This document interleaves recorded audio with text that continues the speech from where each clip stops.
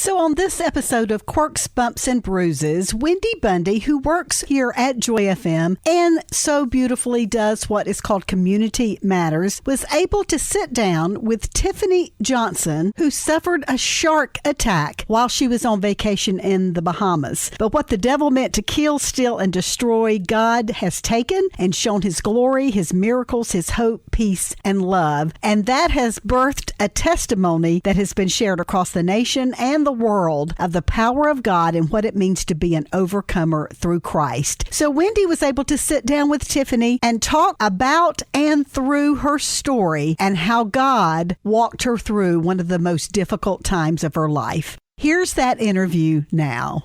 Hi, this is Wendy, your host for Community Matters here on Joy FM, and today we're going to be sharing a story with you about survival, strength, and service. So I have here with me today Miss Tiffany Johnson, and she is here to talk to us about her ministry, Be an Overcomer, and how the ministry has helped others become stronger in their faith. I want to thank you so much for being here today. I am looking forward to hearing you tell us about your story. I've already heard it once, but I'm super excited to hear it again.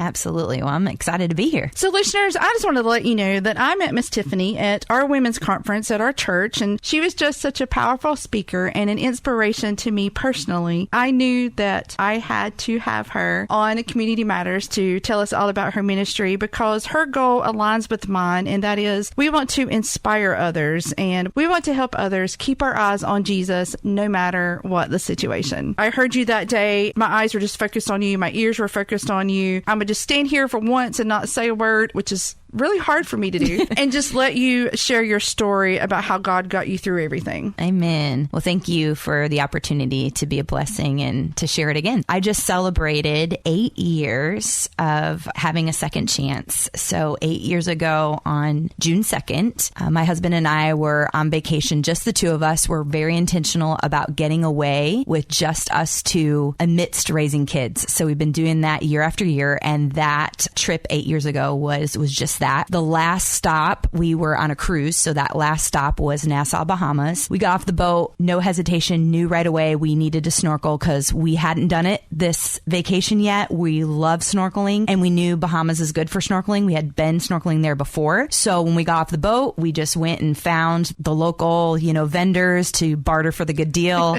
I love a good deal. I don't know about you guys, but I heard that's what you do on cruises. Yes, you barter for good deals. It is amazing because we can't do that here in the U.S. So I take every opportunity to find a good deal. So we went and chatted with the locals, found a good package where we could do parasailing and snorkeling. We did the parasailing first. Amazing. It was an incredible experience. And I'm glad we did that first because I got to experience it. So then we went out to the snorkel site after that, and we were on a really small boat. There was only 2 other people with us and then the captain. So 4 total plus the captain. We went out to the snorkel site. It was about 5 to 7 minute boat ride from Paradise Island, which is kind of the main hub of the Nassau tourism. So laid anchor there. The captain kind of gestured to the waters like this entire area is full of reef. And my husband and I were excited because we were ready. We hadn't snorkeled yet. So we were ready. Jump in, no hesitation. We start pointing things out to each other. And it's incredible because when you look at the ocean through that vantage point, it's like you're in a whole different world. You get to see the fish interact, the different species, the colors, the coral, how they move in between. It's just amazing. It's like watching God's creation in action. It's different than an aquarium because you're watching them in their natural setting. So we're just enjoying that, pointing things out. And it was a good 20 minutes or so. And I remember I kind of got lost in the world just watching everything. And all of a sudden I noticed my husband was swimming above the water, headed back to the boat. I'm like, well, what's going on? So I popped my head up. I'm like, hey, is everything okay? And I knew he had been dealing with an upset stomach because that boat ride out was pretty choppy, and he doesn't deal with good, if it's not good and huge, if it's a small boat and he feels those waves, he can already be a mess. Already a little seasick. Yes. Yeah. So I already knew that. But when I yelled out to him, he turned to me and he was like, yeah, I got to go back to the boat. It's not getting any better. And I knew what that meant because he had done that the year before. Right. So I'm like, okay, you go do that. Take care of you. I'm going to stay out here because it had only been 20 minutes,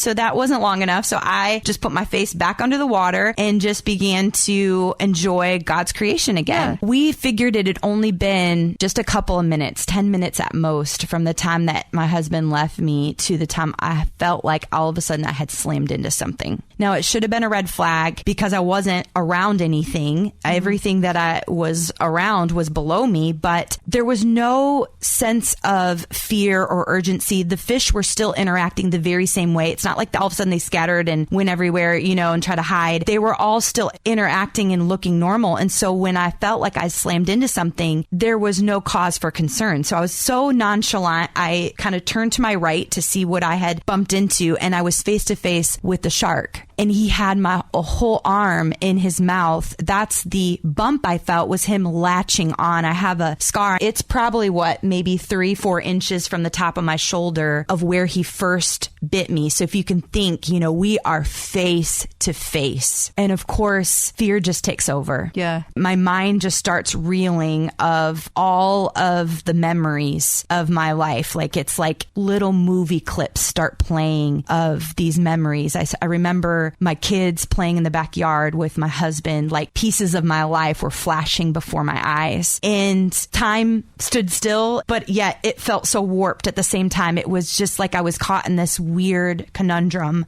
And I felt a releasing, like my body I felt like I was giving up, like this was it. But then I felt the strength of the Lord come out from inside of me and give me the will to fight back. And I remember pushing those thoughts aside, and the new thought that formed was, no, you will not take my life. I'm not going to die here. At that, I yanked and I got some of my arm out, but that's when he bit down and began to fight and thrash, and I'm just screaming through my snorkel tube. But y'all know snorkel tubes, they're in your mouth, so you can't really utter words. So it's just like, sound, nothing that would alert anybody. And in fact, I found out later that everybody on the boat was distracted because my husband had gotten sick on the boat. The captain's washing that up. My husband's in the water, cleaning himself off. The two that were with us were trying to get out of the way. So there was all this distraction happening. Nobody knew that I was fighting for my life just a few hundred feet away. So you literally was between you, a shark, and God. Yes. And I remember, trying to get free from him, but he had me pinned. Yeah. So I'm screaming, yanking, and at one of the points, I'm yanking and my arm kind of comes flying out, his jaws open, and I look and I am just stunned because my arm is completely severed. It wasn't hanging there. He had completely taken half of my arm. It was just this mangled stump. And I remember just in shock for a second, like my arm's gone. But I was still in the face of this thing, and God gave me the presence of mind to keep moving. Right. So I was already at the surface of the water. So all I had to do was pick my head up and throw my snorkel mask off. And I screamed, help me, Jesus. And I began to make my way back to the boat swimming. I lost my dominant hand. So my non-dominant hand, I'm using that quickly, to get to the boat. But I remember taking a few strokes and I felt the voice of the Lord say, get your injured arm out of the water. And so I raised my severed arm out of the water, and it is literally just shooting blood everywhere. And that was the signal to the boat of what had happened. So my husband, he said he was getting up out of the water, coming up the ladder, disoriented, nauseous. He had just thrown up 3 times in a row. Right, not feeling good. You know how that feels. And he said that's when he heard my frantic cry. And he turned, and that's the sight he saw, was me swimming back with my arm severed, spewing blood everywhere. And I remember locking eyes with him, and the terror I saw is like nothing I will ever forget. It was just sheer terror. And he screamed out, baby! And he jumps into the water, and, I'm just swimming as quickly as I can, thinking that shark is right behind me. He's going to grab my leg, grab my side, grab my other arm, and I'm just focused on the boat, like, God, get me to that boat. And I'm praying in the Holy Spirit. Like, I literally had no other words. It was just pouring out of me. And I'm just quickly trying to get to the boat. And I remember my husband kind of met me in the water. We were only just a few feet off from the boat at that point. So I made it most of the way. And he kind of just guided me that last few feet. The captain threw out a rope and I'm using it quickly to get in. And I could barely grab the ladder of the boat. And my husband just kind of launches me from underneath, to get me out of the water as quickly as possible. And the captain kind of grabbed my left arm and I just like hit the boat seat. And the minute I hit that boat, the peace of the Lord just surrounded me like a cloud. Like I could feel his presence. It was thick and tangible. Like it makes me want to weep now thinking about his presence, so strong. And I could feel his peace. And I looked at my husband and I was urgent, but I wasn't losing it. I wasn't desperate. Like I just knew the urgency of the situation. And I told him, get me something to stop the bleeding. He's like frantic. His eyes are like golf balls. He is not feeling the peace that I'm feeling. Right. He's like, how are you so calm? Yes. Yeah. And when we've recalled it to each other after the fact, he's like, I could see it on you, but I was just a mess. Like he's thinking, what do we have to stop the bleeding? And I look at him, I'm like, hey, the beach towel that the cruise line gives us, these big bulky beach towels. Yes. I saw it sitting out of our bag, and so I'm like, go grab that beach towel. Cause we find out there's no tourniquet. Wow. There's no med kit. So, he grabs this beach towel and kind of throws it and it just lands on my arm. And I'm like, no, you've got to tie it up. He's clueless, just out of it, really. He's trying to figure out he's probably trying to figure out what happened. Yes. Like in his mind, he's like, I got to take care of her. What happened in this whole thing? Yes. Like he's just completely out of it. And so I walk him through how to tourniquet my arm, if you will, with this bulky beach towel. Did you even know how to do that from the beginning? Well, I was a phlebotomist back in my college days. Okay. And so I dealt with tourniquets, not in this way. I never really had official first aid training of any sort, but I knew how a tourniquet worked and what it was used for. And that's about it. But this towel is not a tourniquet at all, And so I remember telling my husband multiple times, you've got to get it tighter. Like do it as tight as you possibly can. You're not going to hurt me, because I could feel the blood like gushing down my arm, even after he had it like cinched, so to speak. And so he got to the point where he was shaking, trying to keep that thing so tight. And I had my arm elevated up and I told him, keep my arm elevated. I'm going to lay my head on your lap. And I just remember closing my eyes, because honestly, the entire boat was my blood. It was everywhere and it looked like a murder scene. So I just had to close my eyes and focus on Jesus, and the captain had pulled up the anchor in the midst of this and was like wheeling the boat around as quick as possible. And like I said, we were only 5 to 7 minute boat ride from Paradise Island. So we just, jetted to that island, basically beached the boat. We're yelling out for help. Everybody was very disoriented on land. They were so confused. We're using all these words like shark attack, 911, ambulance, hospital, anything to explain we need something urgently. And finally, somebody yelled back from the shore and they said, you're going to have to take her to the main port. There's no hospital on Nassau, because Nassau is where all the touristy stuff is. It's where the resort is, not where the locals live. They live at the main port. And so we had to back the boat out and go 20 minutes around. I bet that was the longest 20 minutes of your life. Yes. I mean, I remember when we backed up, I had this sinking feeling like, I know, I had already made it that, let's say 3-4 minutes. Right. And I knew, if you like cut yourself in the wrong area, you could bleed out in 2.5 minutes. Oh, most definitely. Yes. And so that knowledge of, just basic medical knowledge is like reeling through my head. And I'm thinking, I don't know how this is going to work, And so I literally started praying some audacious prayers. God, would you sustain me? And I remember praying specific things. It was as if he took over my tongue and was praying through me. And I remember praying for my kids at the time. My kids were young. I had a 5-year-old, a 3-year-old, and a 1-year-old. And I remember just praying over their minds. God, help them to understand, protect their minds, God. I prayed over my husband that he would have the wisdom to work through what was needed to make the right decisions medically. Right. I was usually the logistical one. So, I'm praying this wisdom over him. I prayed over the doctors that they would have supernatural wisdom to know how to take care of my arm, that God would use them. And then I remember praying, God, would you use this? Don't make this be in vain. And so every time I get to share about this story, I think about that prayer in that boat just moments after it happened, because I see him using it, and it has been a journey, but he has used every bit of it. And it is amazing to see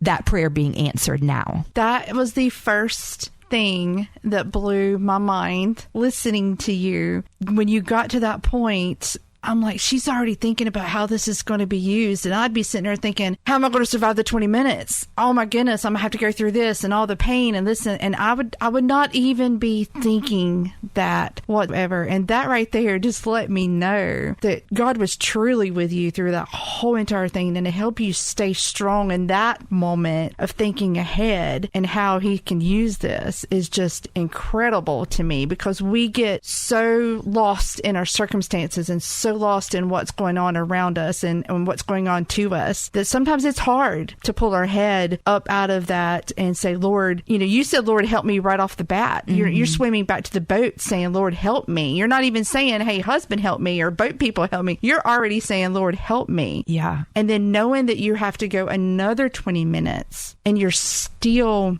have that mindset. That is what really touched my heart the most when you said that. It literally jerked my head up out of my circumstances. It just proves that the Lord, he is with us when we need him. I know there's so many verses that talk about that. And I think we can point our finger to things in our life as we recount, our circumstances. And this is one of those circumstances, because in the natural, I am not strong. I don't personally know how I prayed those prayers. Right. I don't know how my mind was that clear to be so specific. I don't have the foresight like that, but with the Lord, he is in us, using those circumstances. And it says in his word that he intercedes for us, Exactly. And so I feel like that is just proof right there. Like, nobody in the natural is going to be doing that, That is the perfect example of that. Yes. But the Lord, he intercedes. And that's why I feel like the Lord just took hold of my tongue and did it, because I am not that person,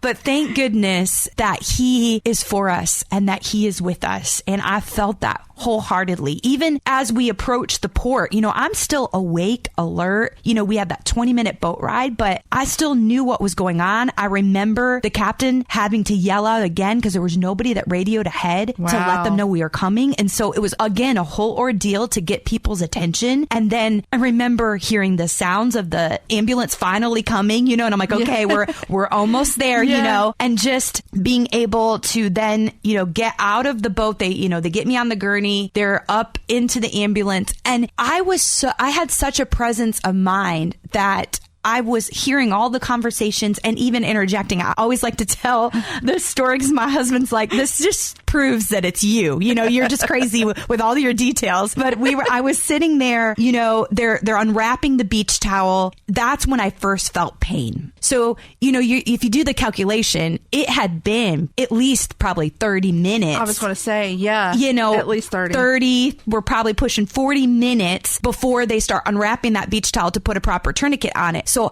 I hadn't felt pain until that point. And when they started unwrapping the beach towel, that's when every ounce of my being just shook. Like, it was a pain that I can't even really describe, other than like it made me involuntary scream out. Like it was radiating through my whole body. And, they're trying to work on getting it situated so that they could put a proper tourniquet on it because I was still bleeding. And I remember hearing the conversation right outside the ambulance doors. My husband's, standing there. The ambulance driver's like, hey, we've got 2 hospitals we can take her to. We've got a private hospital or a public hospital. Which one do you want to take her to? And my husband's like, just take her to the closest one, and I removed my oxygen mask and I said, make sure they take our insurance. That was the funny.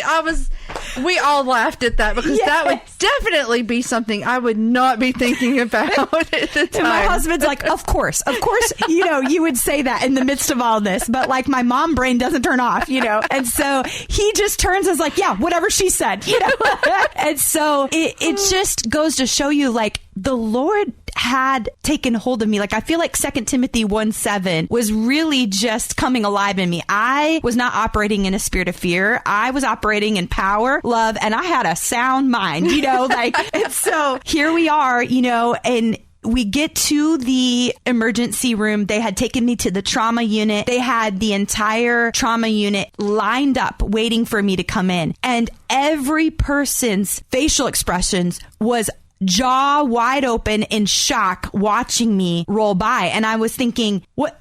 Do they not know how to deal with trauma? Like, what? This shouldn't be a surprise. Like, it was definitely not the face of confidence. I knew my life was in their hands, right? And so I'm just like, whoa, it just stunned me. And it was chaos in that room. Like, people were bumping into each other. They were arguing over what to do. It was as if they really didn't know what to do, They never experienced that before, I'm assuming? I don't know. I know that they were not equipped. They were beautiful, amazing, kind people, but they just were not equipped. Not like we see here in the U.S. Right. And so it was quite a mess. And I remember it got so chaotic. At one point, the supervisor of the staff, who had introduced herself to me earlier, had yelled out and said, "You guys, settle down. Do you see her? She is calm. You're going to make her anxious." And I remember thinking, like, how am I the one setting the example? Like, this is craziness, And of course, fear tries to creep in at that moment, you know, because I'm seeing this chaos in front of me, but yet I'm feeling his peace. Yeah. And so it was just this like warring right there. I had a choice to make, and the fear tried to leak its way in. And, I'm thinking now, they don't know what they're doing.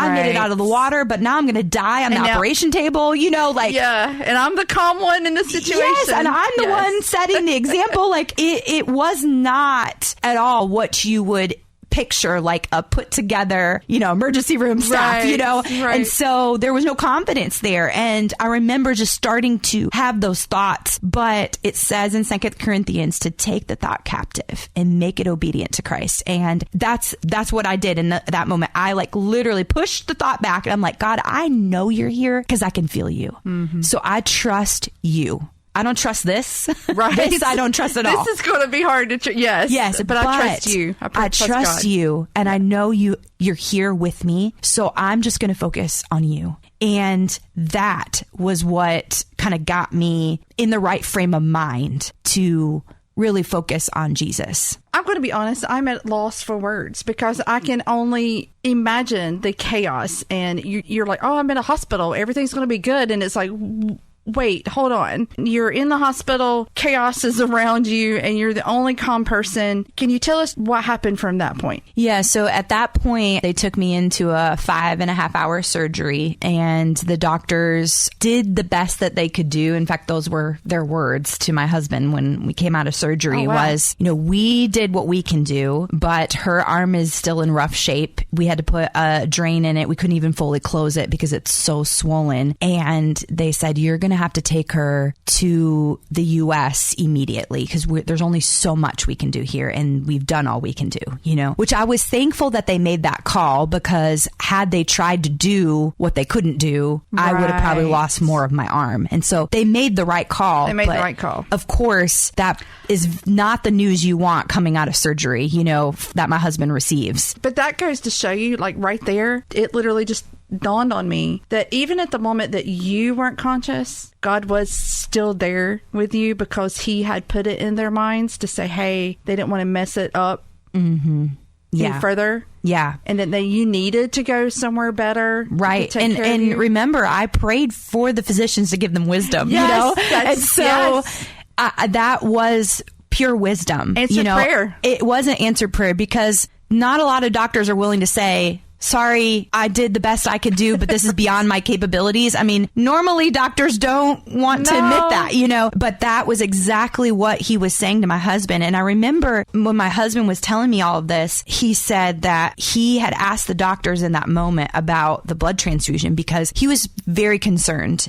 Obviously, we're not in the U.S. This isn't necessarily third world, you know, but it's darn close, you know. And so he was a bit concerned about the blood, how much blood I lost, you know, all of that, what that would mean. You know, his thoughts were just kind of reeling. So he asked, you know, how much blood did she lose? And the doctor just stood there for a second and he said, Mr. Johnson, that's the part we can't explain. You see, she didn't lose enough blood to require a blood transfusion. So we didn't have to give her any blood.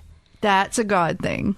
And my husband literally said he didn't have words. And my husband is very, very talkative, very, you know, like he's a people person. So for him to not have words is huge. And it was just, he was in utter shock because we had gone, I mean, think about this, 30 minutes to a proper tourniquet, you know, to get to actual help. All I had was a beach towel to sustain me. And we all know that beach towels aren't made like tourniquets. They're not rubber. They don't cinch very well. They just soak up things, you know. And so every medical person that I've talked to that has any kind of background in medical, they all say, Tiffany, you don't understand. Like, you should have died on that boat. You shouldn't even made it to the hospital. You might not have even, you were lucky to make it even out of the water. Right. Like the amount of blood that was gushing out of my arm, he had severed it completely. And so for me to go a 30-minute boat ride with not a proper tourniquet is insane. But then like God took it a step further just to say, you know, this cannot be explained any other way. Like, I am in this, you know, it was like his little signature, you know. And he took it a step further and sustained me so much that I didn't even require a blood transfusion. Like, it doesn't make sense in the natural. And every person, even that own physician, just said, like, we can't explain it. She's a miracle, you know? Yeah. And in fact, that physician, that surgeon that performed my surgery in the Bahamas, he actually came back into my room the next day to talk with me. He had told me all night he was thinking about me. Like, he could not shake the fact that something was different. And he actually called me an angel. He's like, I think you might be an angel. I'm like, no, what you're experiencing is Jesus, you know? And I got to like tell him about the Lord. That is in awesome. the midst of that. Like, he really thought like something. And he said, I even told my wife, like, something's different about her. Like, something, you know, he just couldn't shake it. And that to me is just such an amazing confirmation of what the Lord can do in the midst of things. Like, you know, I didn't choose anything. I'm just there, you know, going through the motions, you know, relying on Jesus, of course, but like, I'm not anything special. But the Lord's presence was so thick and tangible that he didn't know how to put it into words, but he could recognize it. And I mean, isn't that what God's called us to be? Like, we're supposed to be saturated with him, you know? And so it brings me to my knees in just adoration of who he is, because I am so undeserving of that. But to know that he used me in that way is just an honor. And so, you know, we were faced with just a crazy decision. After we had gotten out of the surgery, we realized, you know, there's no way for me to get back to the U.S. immediately. We were without our passports because we cruised in, and you don't have to cruise with a passport. You know, you can cruise with a birth certificate and driver's license. My passport had expired, so I had done that, and my husband never had a passport. So that's all he has. And so when that cruise left that evening, we were stuck there. You had a lot of obstacles just right off the bat. Yes. And it was quite an ordeal to facilitate this next steps, because we had found out that on the day the shark attack happened, it was on a Friday. That was a national holiday for the Bahamas. So the U.S. Embassy was closed. The customs was closed. And they're always closed over the weekend. And then they were closed for an extended holiday on Monday. And so I remember the Ministry of Tourism is a department that they have in Nassau. The representative had come to the hospital midday on Saturday and was like, listen, we have tried everything, but there's no way that you're going to get out of here until Tuesday. Oh. And, you know, this is Saturday. Yeah. And I remember thinking, I don't know if I'm going to last until Tuesday, you know, because I was in so much pain. They could only give me morphine, which is a great option for about an hour. Right. Then it wears off, and there was nothing in between. And so I was in pain beyond recognition. Like, just, it was awful. And I remember telling my husband when she left, I'm like, that is not good enough. I cannot go until Tuesday. So then we began to just try to figure out, what can we do to help try to facilitate this where we could get out of here sooner? And my pastor had called my husband to check in. We'd give him this update. We're like, our first and foremost prayer request is to get me back to the U.S. promptly. They're telling me I can't get back until Tuesday. And, you know, my pastor's like, well, that's not good enough. I'm like, that's exactly what I said. You know? And so he's like, we will come in agreement and be praying that the Lord would direct the path that's needed, you know? Right. And so he hung up, and I find out later he has a conversation with his wife, and he's like, don't we know somebody that used to like charter planes, you know, that maybe they could help. So gets a hold of that person, and that person, all their pilots had timed out for the day. You know, he's like, but I can put you in touch with the medvac, which is next door, the hangar next door. Potentially, they could get involved, you know. Yeah. And so he puts them in touch with that. We start down that train. We find out, you know, the medvac person, she has a contact in Nassau because that Nassau guy has a fiance that lives in Charlotte. Oh, and wow. He comes up frequently to visit his fiance and had made connections with the medvac people in Charlotte just 2 months before this happened. And so she knows exactly who to call. And so she gets a hold of Nico. Nico has already been working on it, but kind of just like is at a loss, you know, just keeps hitting roadblock after roadblock. Yeah. So the two of them start working together, and it's like God starts opening up the doors. The mountains get moved. They're able to get me on a medvac flight that goes from Nassau straight to Charlotte, which I heard from Nico that is unheard of. Like, in the 15 years in this business, he had never seen a medvac flight go anywhere but to Miami, because it has to go to the closest port of entry if it's truly a medvac, you know, that needs a situation that would require a medvac. And so he's like, I don't know who did what to authorize for you to go all the way to Charlotte. But I'm like, God did it. Of course he did, because I was praying, get me home, not get me to Miami. You know, like, what am I going to do in Miami? You know, how am I going to have to go home? I would still have to be home, you know? And so the Lord was so intricate in the details. And in all of this craziness of trying to figure this out, we come across the fact that we can't get this pre-approved through the insurance. And so Nico tells us, listen, we're talking about a $37,000 flight. I just want to make sure that you guys are prepared. Like, if they come back and deny it, is that going to be okay? And my husband's like, I'm not going to put a price tag on getting her back. Like, we'll figure that out on the back end, you know. That's something. If God's going to take care of this, he's going to take care of it, you know. And he wasn't even worried about it. Of course, $37,000 is not something we just have laying around, but, you know, he was not worried about it in the moment. And Nico ended up calling back a little while later, and he said, okay, we've got all the pieces in play, and Mr. Johnson, I just want you to know that I'm going to foot the bill for Charlotte to come down and pick you up.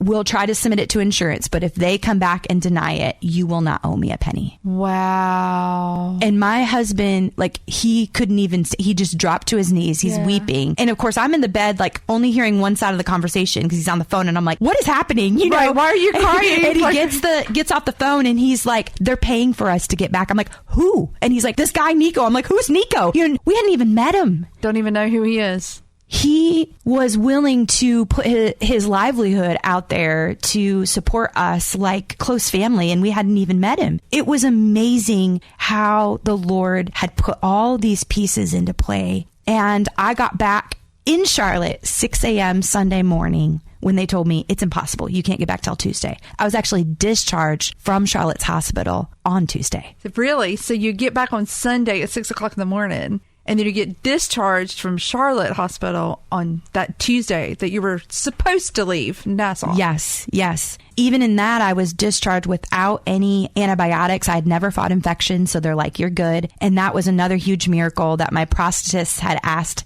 how much of her arm are we going to lose because of infection? He just assumed because of the nature of everything and all of his experience with traumatic loss like this, you always fight infection. So he asked that question, and my doctors are like, no, she never fought infection. So you never had infection, not one time? No, never. And that's another piece to the miracle that I feel like the Lord, just another signature that he put on there. Like, there's no explanation but him. Any animal attack, any bite, a human bite.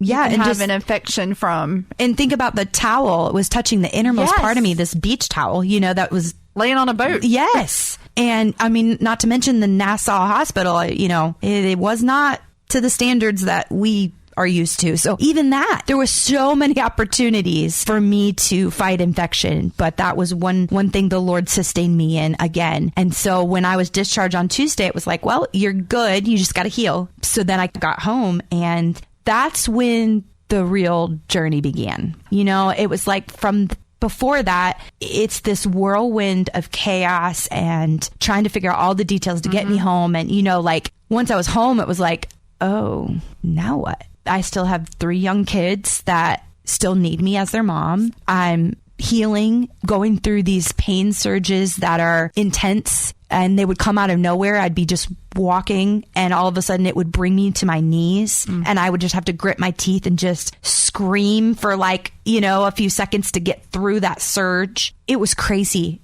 And I was overwhelmed emotionally, mentally, trying to figure out how do I do life? Right. I had lost my dominant arm. So not only am I trying to figure out things one-handed, but now I'm almost fighting against myself because I'm trying to do it left-handed and my brain isn't wired that way. So everything seems so hard. Even just putting toothpaste on a toothbrush, my toothbrush would flip over and I hit the sink when I was trying to put it on there. And, I couldn't do my hair. I couldn't tie my shoes. I felt so helpless. I couldn't be alone with my children because my youngest was in diapers. I couldn't change diapers. Couldn't change a diaper. Yeah. I was in so much pain still. I couldn't use my arm like I can now just to even put support on it. I couldn't put any weight on it, so I was truly one-handed and trying to figure out life with the wrong hand, Right. Yeah. So it was overwhelming, to say the least, in every way. And I would get to points where I would feel all of that rush of anxiety and just feeling helpless. And I would just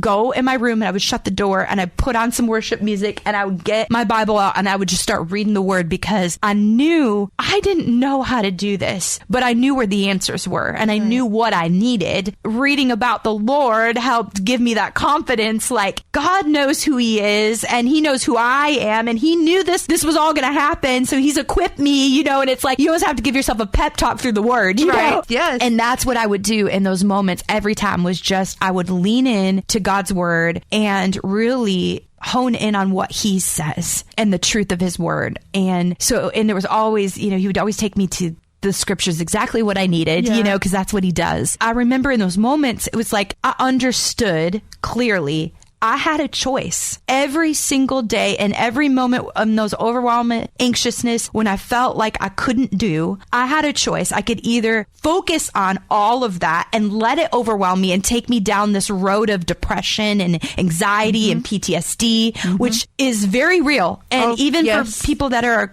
Christians, there's struggles in those, because it is a real struggle every day. I knew I could go and entertain these thoughts, or I could choose joy. I could entertain the thoughts of depression, or I could choose peace. I could entertain the thoughts of helplessness, or I could choose the hope that I have in Jesus. It's those were moments that I had to choose who God was. And in choosing that, it helped me see that I do have a choice. I don't have to respond with depression or anxiety or stress. Yes, I'm going to feel those emotions, but I don't have to live there. And that revelation really changed everything for me. Because when I got a hold of that truth, half the battle is our minds and how we choose to continue on, And it's not to say that people that struggle with depression or anxiety or PTSD, that they're not, choosing the Lord, because the Lord's got different journeys for us all. But what I'm trying to say is, we don't have to live in there. We don't have to live in those moments, because he's got something better for us. That's a promise of his word. And so if we continue to remind ourselves that God's promises are true and that he has those pieces in play for us, when we start choosing joy instead of the thought of depression every time, it's it kicks the enemy in the face. Yes. And it gets easier and easier. And pretty soon, those thoughts of depression don't even come anymore, because we've chosen joy every single time. So it's a practice that we have to get involved with. And that's what I was learning in this journey. And so the Lord really has used that to help me overcome, but then also to share it with others, being like, hey, this is the secret sauce, like it's not even that hard. Like it seems so simple, but God's word is just, it's there. Like it's there. We just have to open his word. Yes. And even if you're out and about and you don't have your Bible with you, like we have Bible apps on our phone, like Google. We're looking at our phones all the time. Yes. And look at a Bible app. We have the accessibility. It's whether or not we want to put it into practice. I could listen to you all day and I can hear you tell this again. And when I edit this, I'm going to be like in the same emotions. But that takes me back to all the pep talks that you gave yourself just made the devil mad. Yes. It just knocked him out of the way. But it also takes me back to that moment when you were in the hospital in that emergency room and you took your thoughts captive. Yes. We have the power and the authority in us, given to us by God, to take those thoughts captive. Are we perfect at it? No. Do we have moments that we slip? Every day, I'm Yes. sure. And that's okay, as long as we just grab it back again. Yep. Brush your knees off and keep going, Keep going. I had a friend of mine who told me I was going through some stuff, and not nearly as traumatic as yours, but everybody goes through stuff. Absolutely. And the one thing that I always bring my mind to, he said, don't let the devil steal your joy. Absolutely. Yes. And that when he can do that, he's got you just about. Yeah. Yep. And it's that shift in perspective, right? Mm-hmm. And so that's what I always share about. And every time that I get to share it, I always make sure that I talk about that piece, because it is crucial as Christians for us to understand the power that we do have in Jesus. Like he's given us that authority. Mm-hmm. He's given us the tools. It's just up to us to put them into practice. And I've heard pastors before be like, doesn't it make you wonder why getting into God's word seems so hard? Why is that so hard for us? Why do we have to fight ourselves sometimes to make time for him, or to be like, I just don't feel like it, even though we know, tired. Yeah, even though we know instinctively that's what we need. We know it, but yet it's just like so hard. And the answer is because Satan doesn't want you to know God's word. He doesn't want you to be equipped. He doesn't want you to figure these pieces out, because if you do, then you cannot be stopped. And so his disarming is to have you just kind of forget about God's word, try to do it in your own strength, and you're going to fail because you aren't God and you can't, work these things out in your own strength. And so he's easily disarms us because we're not willing to just do exactly what we know we should do. And so, and I'm preaching to the choir. I go through moments where I've got to tell myself again, and I still to this day have to tell myself, Tiffany, get in his words. I'm not great at it on a daily practice. I try, but there are times when I make excuses, or the day goes on and gets busy, and then all of a sudden I'm in bed and I'm like, shoot. But so I'm just as guilty, but I'm saying it for my own self, even for if it's not for anybody else. We've got to understand the power that we have. And I think now more than ever, God is equipping his people to stand for righteousness and to be that light. And if we don't know his word, we really aren't going to be standing on much of anything. We're going to be standing on, yes. And we're going to be standing on a pastor's sermon. That's not going to get you through. No. Like, you've got to know his word inside and out. And that's what will propel you to be effective for his kingdom. People would always say, when you start your day, do you start it off with God's word, or do you just get up out of the bed, or you just pick up your phone and look at what happened at Facebook last night? And I would pick up my phone and be like, what time is it? Mm-hmm. But I started, before I would even get out of bed, I would go to the Bible app that I have on my phone, and at least, if anything, read the verse of the day. Yeah. Yep. And I don't have my glasses on, but it's funny how I still see it. Yeah. And I can still read it. Yeah. That has helped me in so many ways. Yeah. It's just simple things that we can do. And once we start utilizing those tools, I'm telling you, you're going to see a difference. You may not see a difference in your circumstance, right? Because in my case, I'm still an amputee. I still am missing my arm. I'm still navigating life with one arm. That situation hasn't changed. But what has is my perspective. And that's the piece that we get to control. So we got to use the tools that God's given us. And he has definitely given you tools, given you perspective. I am learning things through you and from you. I can't even think about words right now because I'm just like learning so much. You had so much that happened to you just instantly at one time, just like bam, bam, bam, thing after thing after. And God was with you, and you recognized that. and yet through the other side of the worst part of it, and you still realize you haven't let him go. You still need him. He's still getting you through. He's still getting you through life. You may have other issues. You have issues probably, I'm sure now, that's popped up or come up that you still are having to go through and deal with. You're still keeping that perspective, keeping your eye and keeping your focus on God. Yes. We're going to face challenges in our life. That's what John talked about when he said, in this world, you will have trouble. He promised it, right? Yeah. But everybody has their own type of trouble. Yes. But the second part of that verse is the key, right? Mm-hmm. But take heart, for I have overcome the world. That's what Jesus said. And if he's overcome the world and greater is he that's in us, then guess what? We can overcome too. So that verse, take your thought captive. Yes. How are you now, and how are things going for you and your family? We've pretty much established what the new normal looks like. That was kind of our mantra at the very beginning. I remember telling my husband, how overwhelmed I felt. And one of the things he said back to me was, we're just going to establish what our new normal is. And that was pre-COVID, and COVID stole that phrase. I will just say I should have trademarked it because it was mine. But that's honestly what we did. We had to establish what the new normal looked like. And that has been a challenge in some ways, and in other ways so beautiful. It's brought my husband and I very close. He is a rock star, honestly. He already helped around the house and such, but he's taken it to another level because there's things that I either can't do or it takes me so long to do them that it's frustrating, and he just takes that angst out, and just does it, and with no complaints. He's been my rock, honestly. I'm tearing up thinking how God made him for me and for these moments, We should have had him on here today. He doesn't get interviewed enough, honestly. Maybe next week. Part 4. But honestly, he's amazing. And so he had to learn a lot as a dad with 2 girls that I couldn't do their hair anymore, so even those practical pieces that you kind of don't think about, you're faced with that when you're the everyday routines of things when they're young, they were, now they're getting older, but they can't do their own hair, and so just even trying to explain how to do a ponytail. Have you ever tried to do that without showing somebody? It's like speaking a foreign language to him. He had no clue, I might as well be speaking Mandarin.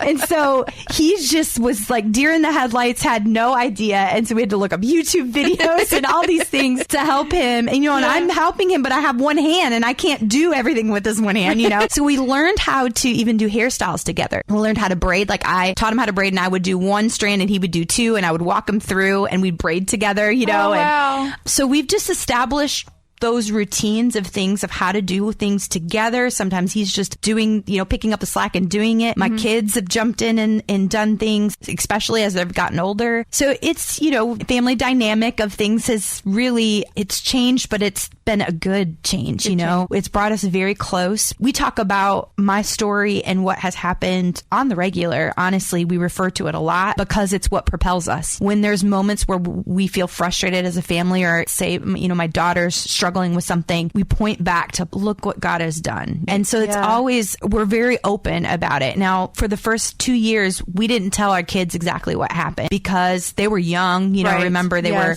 a year 5, old, 3, 1, and at the time it was too much. And I really felt like that the Lord had given us that wisdom to protect their mind. And so we just told them enough for them to understand Mama had an accident, lost her arm, but we kind of just left it at that. And of course, they're kids, so they're asking questions, especially my son. He's very inquisitive, so his mind was always reeling, especially in the early days. We never lied. We would just say, if it got too much in the weeds, we'd just say, Bud, you don't have to worry about that. All we need to worry about is that Jesus saved me and I'm here and alive. That's all really that matters. And it does. That's all that really matters, So we would just that's how we would operate for the first 2 years. And then right around the 2nd year anniversary, I felt a peace about telling them the story. At that point, I had been sharing it pretty regularly, speaking at multiple events.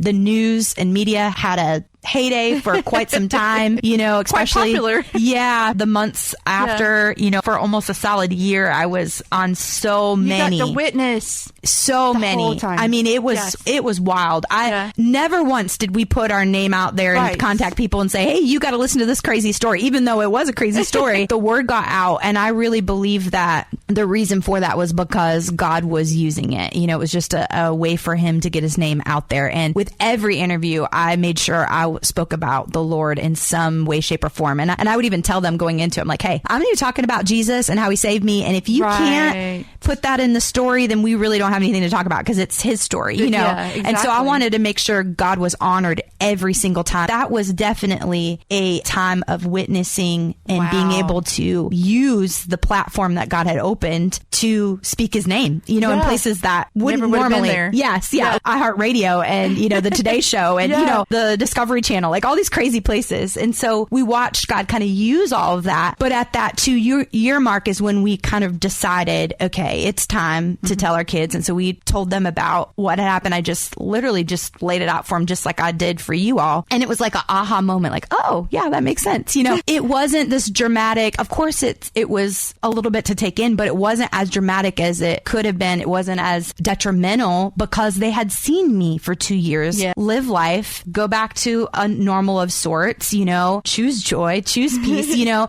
work through the things. And they, you know, I'm all right. So it wasn't as hard to take the news when they see that, like, but I'm here. You're here, you know, and you're doing life, and you're good. Yes. And so I think that why the Lord had us kind of do it in that way, and it really did protect their minds. And so I'm really grateful for his wisdom in that. We really had to just keep going. And in all of that, like I said, God was opening up opportunities for me to speak. Actually, the very first time I spoke about it outside of the news at a church was a little over a month later. There was a local church in the kind of outskirts of Raleigh area, and they got a hold of me because they were doing you know, July is like Shark Month now. Like, not even Shark Week anymore. It used to be Shark, I was going to say. So, you know, July's the popular time. I didn't know they had a whole month now. Oh, man, it's ongoing. You know, they were doing a series to kind of play off of that. They heard my story hit the news, and so they reached out and they were like, hey, we don't know what frame of mind you're in, if this is even anything you're interested in, but we had to ask, like, would you be willing to come and speak? And I'm like, yes. And they're like, wonderful. You know, I got to share the story in a church service for the first time, like a little over a month after. That really was the unlocking that happened, because I remember they give an altar call at the end. Does anybody need the Lord? You know, you saw what Tiffany had gone through. Do you need him like that? And there was a rush of people raising their hands. And I remember just weeping, thinking, if God can use a shark attack to give somebody eternity in heaven, then it's all worth it. I remember like standing on that stage just in awe of how he could use a shark attack and seeing, okay, God, I'm in this. Like, you do whatever you need to do. I will do whatever, you know, like I was yes, you know, and it wasn't for my glory. I just saw what he was doing and I was willing to just tell the story. And so that's really what it's been about. And that's kind of how Be an Overcomer Ministry started, was me just telling my story and God using it, and it just happening over and over again. Pretty soon we're like, maybe we should put a name to this, you know, maybe we should make it official. You know, if people contact me, I really probably should have something to give to them. And so we just began to take it to the Lord and be like, okay, God, is this just for a season, or is this something you want us to do? And we felt him calling us to, you know, establish it as a ministry. And so went through all the legwork of making it a 501c3 and all the things, right? But the heart of why we did it wasn't for me to have all these speaking events. It was to help people shift their perspectives. And so that's, if you look on my website, you'll see my tagline is choosing joy, shifting perspectives, because that is the heartbeat of why we're doing what we do. It's not to put me on a platform or a pedestal, but to help people unlock those pieces in them that God has called them to be, and to shift their perspectives from their circumstance back to him. That has evolved into many things throughout the years. You know, I still speak a lot, still do women's conferences. That's how you heard about me and heard me. I do, you know, Sunday mornings, I do events, I do corporate stuff. Most recently, I've been really getting into school assemblies, which has been amazing. Wow. God has opened the door in that way. It's incredible, because now more than ever, we need Yes. a voice of reason and Yes. hope for these young Yes. kids, teens. And there's just so much depression and suicide and anxiety. And it really is it wrecks my heart. And so if I can help one kid choose life, Choose joy. Choose joy, choose hope, then it is 1000% worth it. It's been amazing being able to use it in that way. Yeah. And it's not easy getting into the schools. Honestly, most of the schools have a guard up. They don't want, just anybody coming in and speaking to the kids, which totally understand. A lot of schools have their guard up from a faith-based ministry. We've had to be pretty unique in how we present it because we can't present the gospel in a public school. But even I don't have to say God, Jesus. I think the only thing I really say is prayer and faith, because you can keep it very basic. Right. Everybody can kind of relate to that. And so I can say that, but I can't really get into the weeds of deeply my faith. But even saying that, it plants seeds. I was going to say, it still plants a seed no matter how. If he opens that door to get you in there, a seed's going to be planted somewhere. It's really cool how the Lord has been able to use even just the high level stuff to really propel conversations in the students. And I always do a Q&A at the end, which is my favorite part, because that's where really we get into some good stuff, and sometimes some really hard stuff. And if they ask specific questions about the Lord or whatever, I can respond. That's a great way to... So they open up the door inadvertently. Yes, a lot of times. And then that's how God, uses it even more, And I had one kid ask me, what's your favorite scripture? And I was like, praise Jesus. I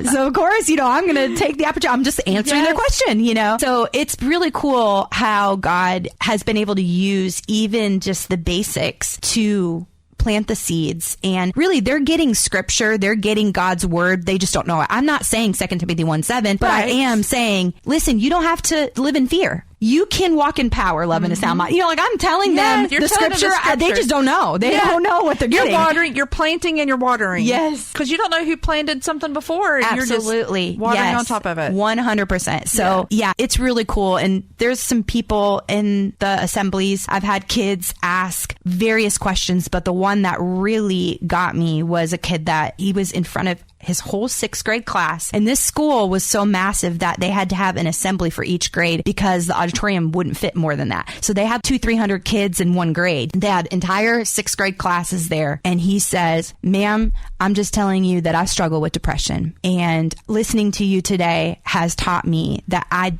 can choose joy. If you can choose it and you've gone through all that you can do, I can choose it. And that statement right there in front of all of his peers, it really did wreck me, because I'm thinking that's what we're after. It's just the slight switch moment. That's what I go back to all the time when I was when I need that feel of oh, is this even worth it? It's frustrating. I come against walls all the time trying to get into different schools or whatever. But God reminds me that's what it's for right there is that shift. It's been really cool. And I actually have a round of school assemblies coming up in November where I'm going to Pennsylvania and hitting a ton. I'm ready to do that again. And so if you're listening and you have some connections in schools, reach out. What's the website? So it's beanovercomerministries.com. That's my ministry website. I also have a school assembly website that's completely separate because it's not as faith driven, so that it's not gonna make people put up the wall right away. And that's tiffanyjohnson.net. So that one you could blast out to people and it would give them what I do. It has a video actually right on the homepage that talks about, my vision, why I do what I do. I'm a public speaker that goes into school assemblies, blah, blah, blah, blah. So it gives all that information, and there's a way to connect with me. And then that Be an Overcomer Ministries is the faith-based side of being able to go into churches and conferences that are all faith-based. So kind of have 2 different wings now of the ministry to be able to be effective. God's using you in some amazing ways, and he's going to put you where he wants you, and he's going to put you where he's like, I need her right here. And she's going to be at this school at this moment when that kid's going to be there. Yes. That's how it's going to work. Absolutely. Yeah. So let me ask you a question, because I know we're all kind of curious. What did you do prior to this ministry? All of a sudden, you're in the spotlight. Were you even used to being in the spotlight at all? I was a project manager prior to doing all of this ministry stuff. I was was used to leading teams. I was used to training people. Being on stage didn't really affect me at all. I have a lot of experience. I actually sang on the worship team at church, and I have since I was young. So, stage presence is something that has been natural in me. So that part really has been an equipping process from the Lord. However, I have never done anything where I've had to produce my own content, speak a message or be a teacher in any way of like the word.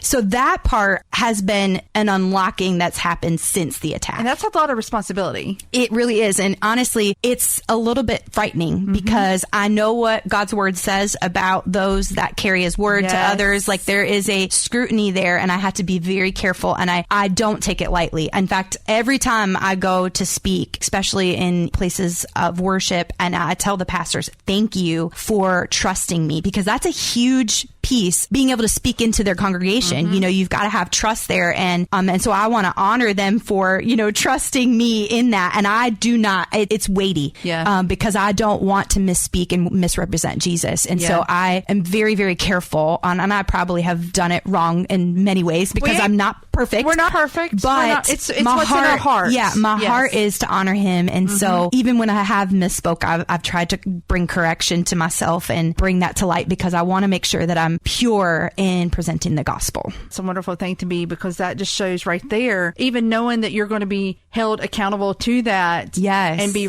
and you are responsible to that. Just knowing that says that you're a responsible person, because it's weighty. It's weighty because some people might not even realize that that's literally, it does say in the Bible, you are going to be held accountable for what you teach to others. Yes, you take that to heart, and that means a lot. So I want to ask a question. I know everybody, I can just see it now. Wendy, ask this question. Do you have any idea what type of shark attacked you?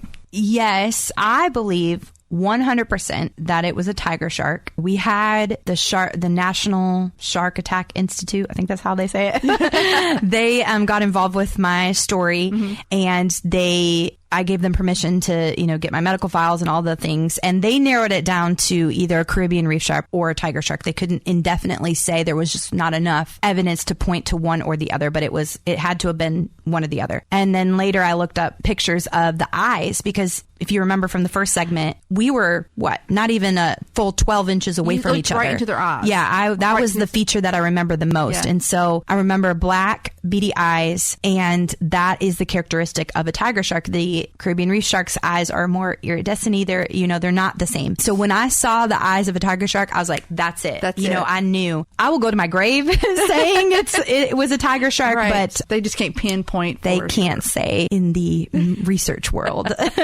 For legit reasons. Yes. Do you still get out in the ocean? Do you still go snorkeling? I'm just kind of curious. And how did it affect your family as far as their fear going into the water? Yes, I still do. It took me a bit. We went to the beach that summer after it happened. We had already had a beach trip planned with my husband's family, and they were all considering canceling. And I'm like, no, we are not. I mean, we don't have to necessarily I don't have to go down to the beach, but we can still hang out. And so I wanted to make sure that we weren't living in fear, but we also had to use wisdom. So it's like that balancing act, right? And even that, I think it was like late July. So this happened June 2nd. So, it's like almost 2 months afterwards. You're still healing. I'm still healing. I still got bandages. Physically healing. Yeah. We decided, we stayed off the beach. We weren't right on the beach. And one of the days, my in-laws were going to go to the beach. And we had decided, my family, my immediate family was just not going to go. We're just going to go do putt-putt or something else. But then my kids found out their cousins were going to the beach. And they're like, well, why can't we go? And you remember, they don't know at this time. That's true. Yes. So they don't know why I'm telling them we can't go to the beach. And so then I'm like, how am I going to work through this? And I'm like, okay, we can go, but I don't want anybody swimming. Like, I can't, I'm not ready for that, Yeah. And so we agreed to go. And I remember just sitting there and watching the waves, and, it was fine. But then my oldest, who was, 5 at the time, she's starts following my cousin or her cousin, and they start kind of wading in the water. And I just had all this anxiety just start like raging in me. And I started like freaking out. Yeah. And I'm like, get her out of the water now. Like and I looked at my husband, this was a bad idea. We probably shouldn't have done this, and they got her and it was fine, but I realized like I mentally was not ready for all of that. I was trying to be strong and trying to be like, okay, it's fine. on, it was a lot. And so that just taught me, like, we've got to be careful on what we do. We can't just do things just to get a notch in our belt. We have to do it because we have peace in it, right? And God calls us to overcome, but we have to be careful on those steps to overcome, right? We can't be crazy about it. We still have to rely on him for every single step. And that right there shows you have to rely for every single step. You do. And so I was very, very cautious from then on. Like, I knew I didn't want to live in fear, but I also knew that God had given me peace. He had protected my mind. I honestly, to this day, have not had consistent nightmares or issues with PTSD. That's amazing had little in itself. bits, but not anything that has lasted more than just a few moments. But that's his protection. Yes. And it's not to say that I'm better than somebody that does deal with that. That's just my testimony. Yeah. You know, that's how God decided to work in my life. And I didn't want to personally do something that would take that away. Because I knew I was operating under his peace, you know, and I did not want to put an end to that. I don't want to mess that up at all. And so I was very cautious, and friends of ours they really wanted to go on a cruise. We had talked about it for years. Then this happens on a cruise, you know, and we had already tentatively planned to go the next year with them. And so they were even like, do we even talk about it? You know, and I remember like telling them like, yes, let's go. We can still go on a cruise, you know. So we went, and that cruise, we actually did snorkel, but it was in the turtle preserves across the street from the ocean. So it was like a stepping stone opportunity for me. You were in the ocean, but you were kind of making little small steps. But even that, it was hard. I remember the sound of my breath through the snorkel tube brought back a ton of thoughts, but I had to take the thought captive. It was not easy, but I remember telling the Lord, like, I know this is okay, and I know you've given me peace in this, and I just want to enjoy it again. And so we did it, and I remember we got done snorkeling. We got to see all the turtles. It was really cool. And after we were done, I was like, I did it! You know, I was just so excited. Moment. Yes. And so that kind of helped set the stage. And from then on, I snorkeled like in a cove, within a cove in the ocean. You know, it was like stage 2, you know, and then eventually at around the 5-year mark, I ended up doing an open water snorkel for the first time. And I had so much peace in that. I knew that I would do it again because I'm bullheaded. Like, I'm going to do it. But I was trying to be careful to do it in his timing. I honestly didn't know if I would enjoy it, but I did. And that was an amazing blessing. And I thank God that he's given me that love back for something that I loved to do before. That's awesome, because that, you know, you loved to do it before, gave you that love back for that. All good and perfect gifts come from the Lord. And what the devil means for evil, God means for good. Yes. So you went through all of that, and you still get to enjoy his creation. Yes. Amen. Yes. So it's been a journey, but it says in his word that we can make the plans, but he orders our steps, right? And so that's the piece that I keep coming back to, is like, okay, God, I'm going to make these plans, but please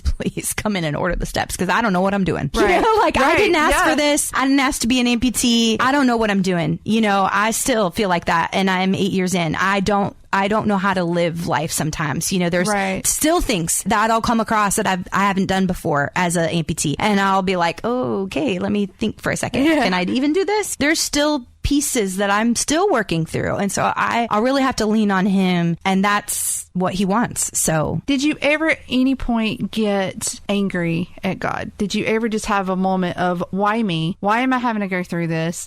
You know, he's with you the whole entire time, but we all feel it every now and then. Yeah. Why me?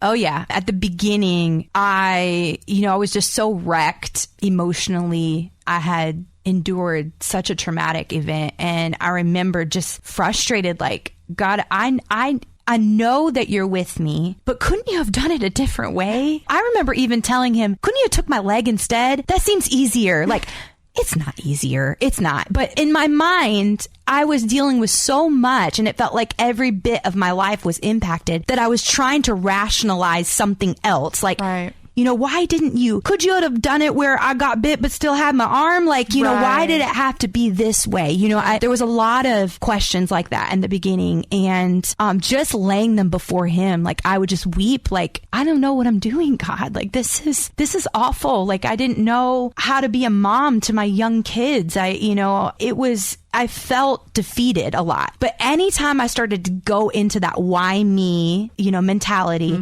I really just had to lay it down before him in prayer, just lament to him. Because he can handle it. He wants us to give him those feelings. Those feelings aren't wrong. It's just what we do with them, right? Exactly. And so that's what I would do. Every time I would start to get in that cycle of thought where I would recognize, this is getting heavy. It's a lot, yeah. I need to go in, close the door, and just lament to him. And that's what I would do. And so that honestly is what kind of helped me get through those cycles of frustrating moments where I was asking the why me questions. And there's still times now that like I said, I didn't ask for this, right. So there's still times that I'm like, this is really my life. You know what? It's hard for me to wrap my head around still, Right. And after 8 years, that's still, you don't have PTSD. It's just those thought processes that's like, it's still foreign to me because this isn't a life that I chose. This wasn't an action that I did that caused it. It was just something that happened and now I'm having to deal with it, And so it's still frustrating. But what's been amazing is how God has continued to use it. And he's given me these little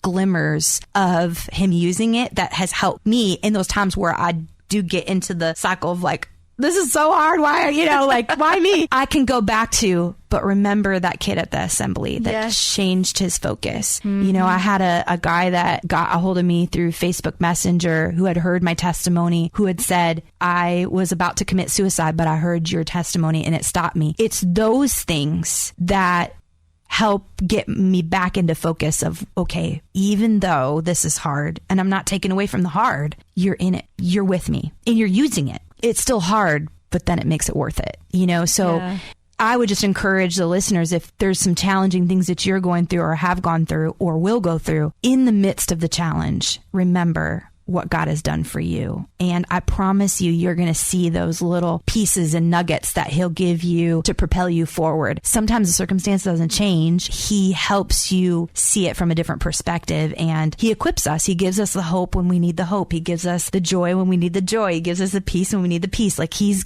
good like that, right? Right. But we've got to go to him for it. And that's really how I got through those moments of, why? You're an amazing person. God has definitely been using you and is still using you and is going to use you. Oh, thank you. Talk more about him, to give different perspectives. Everything you kind of mentally went through with this whole ordeal is human. It's a normal reaction. Yeah. So there's times that we're like, we don't know how to pick ourselves back up. But we're not meant to pick ourselves back up. No. He does. Exactly. Yeah. God's just got so much for you. So much in store for you. I'm along for the ride, What else are you going to do now? Yes, that's right. Like I did. I laid down my job back at the beginning of 2020 before COVID and before I knew people were going to be losing their jobs. I laid down my job because I felt him calling me to do this full time, to speak and share. And so I'm here to do whatever he's asked me to do. I mean, he saved my life. He's the reason I'm here. Amen. So I am going to use every breath in my lungs to honor him and to not waste a second chance. That was just such a powerful statement. So my friends, my listeners, what kind of situation are you in right now that you have to and you need to choose joy and you need to choose hope? You need to look at it from a different perspective. I thank Miss Tiffany for being here with us and sharing her remarkable story with us about how God can get you through anything. You just have to turn to him. You just have to read his word, know his word, reach out to him, and he will get you through everything. My listeners, thank you so much for listening. And as always, if it matters to your community, you matter to Joy FM.